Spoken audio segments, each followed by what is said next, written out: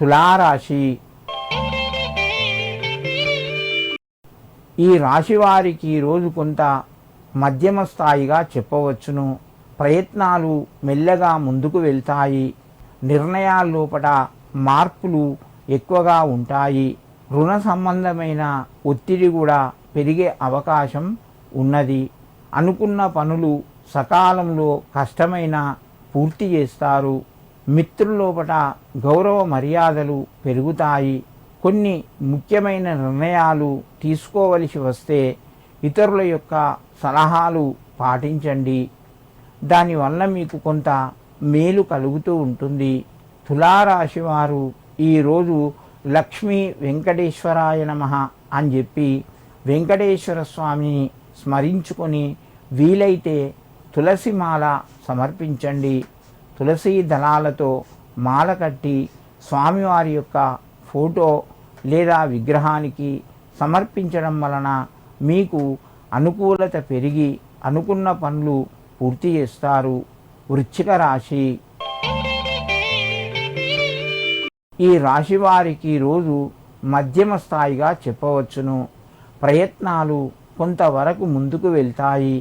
పిల్లల ద్వారా మీకు కొంత సంతోషం కలుగుతూ ఉంటుంది. కొత్త వస్తువులు కొనే ప్రయత్నం చేస్తారు. ప్రయాణాలు కూడా కొనసాగుతాయి. బంధువులను కలుస్తారు. కొంత ఆనందకరంగా ఉంటారు.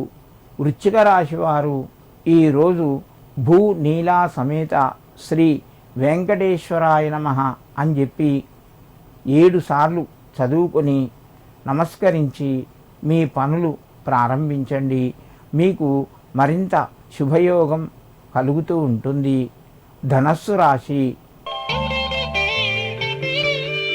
ఈ రాశి వారికి రోజు కొంత కలిసి వస్తుంది. ఖర్చులు కూడా పెరుగుతాయి. కుటుంబ సభ్యుల మధ్యన కొంచెం కోపగించకుండా శాంతంగా వ్యవహరించండి. దీనివల్ల మీకు అనుకూలత పెరుగుతూ ఉంటుంది. ఆరోగ్యపరంగా కొన్ని జాగ్రత్తలు పాటించండి.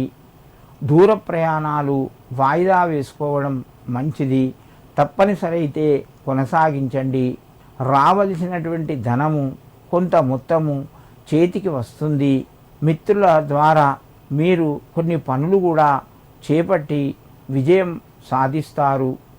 ధనస్సు రాశి వారు ఈరోజు వెంకటేశ్వర స్వామి యొక్క 12 నామాలు చదువుకొని నమస్కరించి మీ పనులు ప్రారంభించండి. మీకు మరింత శుభయోగం కలుగుతూ ఉంటుంది.